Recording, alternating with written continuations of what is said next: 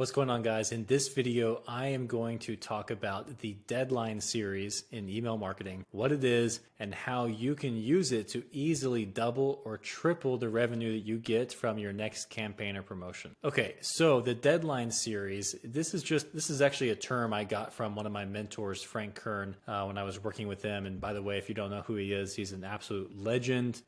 He literally invented a lot of the strategies that we use in digital marketing today, and especially when it comes to email marketing. So I highly recommend, checking him out, looking up some of his stuff. But I did a program with him, or got to work with him back in 2020, and I learned a lot and really helped me take things I was doing with email marketing.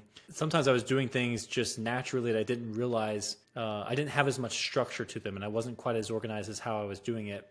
And then he really, helped me get away from having to rely on all the typical formulas that most marketers are using as far as how they create their funnels, and start to just look at things in a more fundamental level, and then being able to apply them to the situation where you can just really customize it to the situation. And one of the ways he did that is by really just simplifying something that we already do. So looking at email marketing and breaking it down into a 1-2 punch of where you have one email or series of emails that introduces the offer, and then another series of, or one email or series of emails that really puts high pressure, really there's no way around it, puts high pressure to get the sale, and when to use both and how to use both. And I'm going to talk about that. So typically what we'll do, especially in e-com, whenever companies send out a campaign, let's just say it's a promotional campaign. So you're doing a site-wide sale called a Mother's Day sale or whatever. The typical thing is, they announce the sale.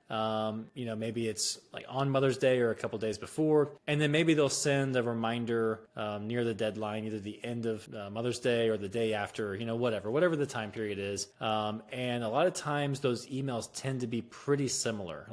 In fact, a lot of times brands just send the exact same email. They just might change the subject line, and they don't really tweak the content too much. And they're not really taking into consideration a lot of times even if you purchased or not. So you might have purchased during that promotion and you still receive those follow-up emails. And in worst case, a lot of brands don't actually do any follow-up at all. They just make the announcement, and they just hope that everyone got the message and that they buy. And what we do is something that I've tweaked that I learned from Frank Kern, which is always having a deadline email or deadline series for any promotion. Now, you won't do this with every single offer, depending on what the offer is, but because ideally you need to have, the reason why it's called a deadline series is because this is the reminder or the lead up to a reminder, or I should say series of reminders about the deadline, which means that either the sale is ending at this time and date, or the introductory offer is going away, or your early access is going away. Something, you have to be removing something, or you have to, there has to be some reason that they need to buy now, and they can't wait until later. So, and that's the deadline email. So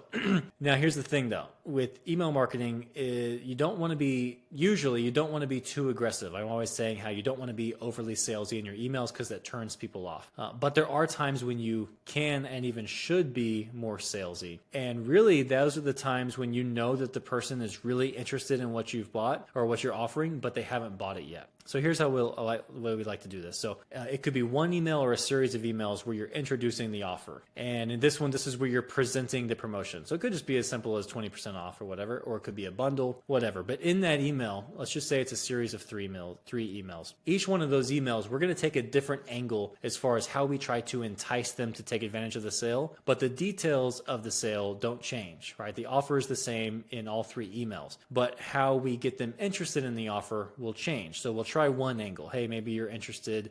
Maybe it's just purely value play, like you're interested in saving money and blah, blah, blah. Maybe the other thing is, since it's Mother's Day, maybe it's a more heartfelt, emotional thing about how much moms mean and how, you can't put a price on love and blah, blah, blah, but also here are the most amazing gifts that she would like. And maybe it's like some sort of gift guide, kind of thing where you're giving them ideas for gifts or whatever. And then maybe, maybe another one is, how to shop for a mom based on, if your mom likes, this sort of thing, or if you have this type of mom, you should go for these things. And if you have this type of mom, so I guess that's kind of similar to the gift guide. But the point is that each one's going to be, we're going to have a unique lead in to the offer, but the offer stays the same. So right there off the bat, just how we're presenting the offer in the first place, we're doing it in a way that's a lot more interesting than what most brands are doing, because we're presenting a new reason each time, at least one new reason for them to be interested. And what this does is, because we found that, let's just say there are 10 reasons that someone could potentially want to buy. If you send out one of those things, let's say it's only just the fact that you're going to save money, there's a certain percentage of people that will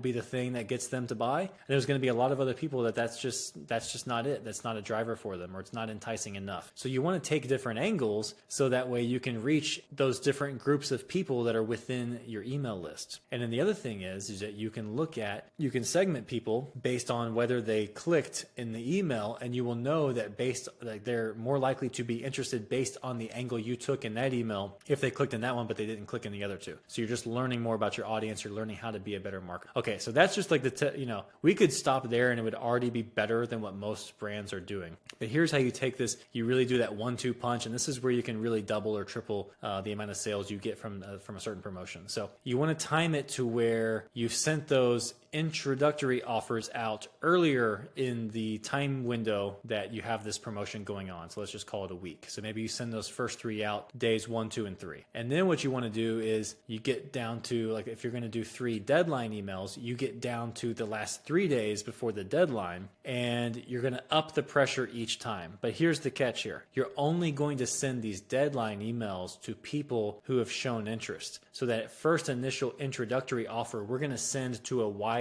audience. So we're going to just basically sending these out, taking 3 different angles and trying to draw people in who might be potentially either interested in the offer itself just by itself, or interested in the offer because of these angles we took. And now we know that let's just say we sent it out to, 20,000 people, and, we got 12,000 people to engage with that email. Okay, so now what we'll do is we'll only send the deadline emails to those 12,000 who engage but did not purchase. So you do not want to put high pressure on people who have already purchased. It's just super annoying.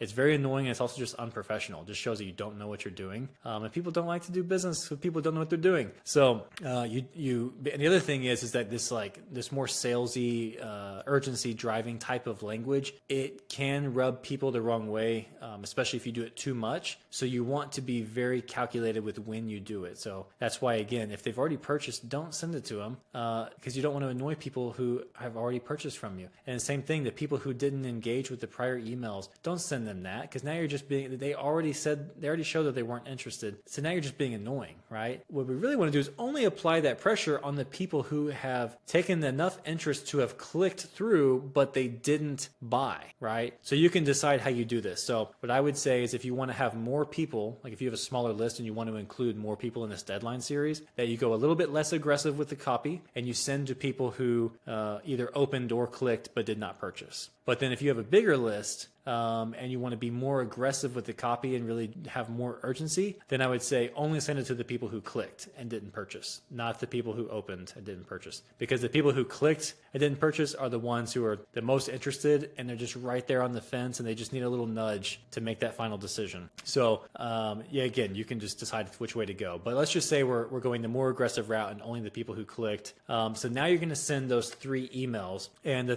first one is 3 days out from the deadline. So now you're starting to apply a little pressure. Hey, time's running out. And we're going to do the same thing before. We're going to take a different angle for each 3 emails. The offer is not going to change. The only thing that's changing now is we're adding a countdown at the end. So it's basically, and the other thing is, I tend to be more positive in the introductory, the emails that introduce the offer. I tend to be more positive, meaning that we're showing this is what you get if you buy. Here's angle 1. Here's all these benefits you can get. Here's angle 2. Here's another type of benefit or different benefits you can get. These are things that they gain and make their life better. The things they want, love, hope for, dream for, all of that. When it comes to the deadline, now we're taking things away. This is what you're going to miss out on. You know, we're going to use FOMO. These are the negative things that will happen if you don't move forward with this thing. These are how things are going to stay the same or continue to get worse or whatever, right? Now we're using a little bit more fear. And this is again why I say you don't want to just be sending this to everyone, only to the people who just need that little nudge. And again, you don't have to go super aggressive with fear. I actually recommend not going too aggressive with the fear. You want to be subtle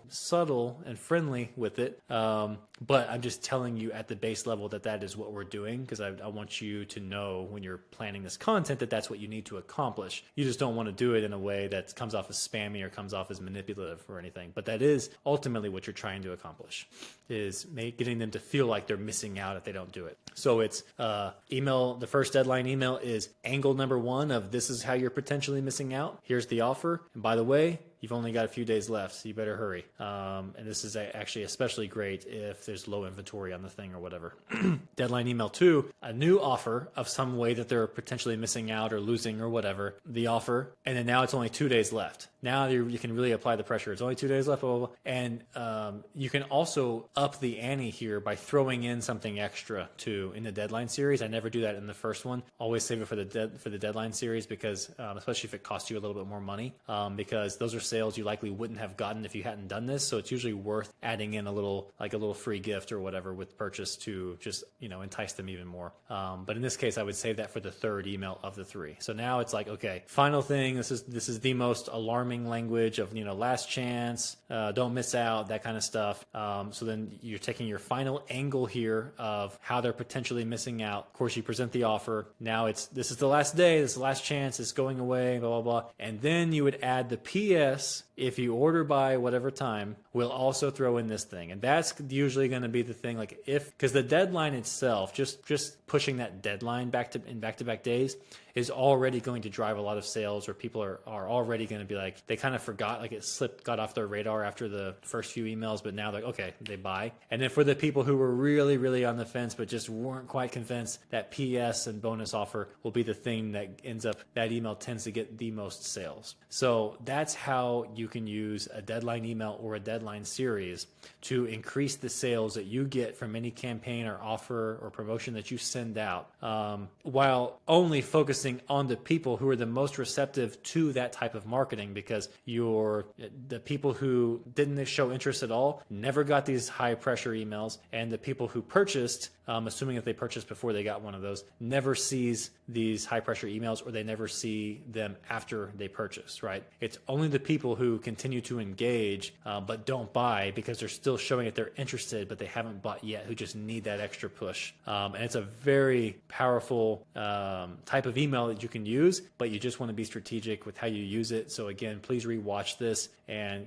think through some of the nuances, because I kind of ran through this quickly, but yeah, it's very simple, very, very simple concept. And again, so many brands just don't do any kind of follow-up, and they especially don't do this kind of follow-up where they're just being thoughtful about who it is they're sending to and not sending to, and trying to make each email actually unique. So this has made, this has literally generated millions of dollars for our clients, just one simple concept. So definitely apply this to your business. I hope this is helpful. If you want to see more stuff like this, leave a comment below, subscribe to the channel, and I will see you in the next video.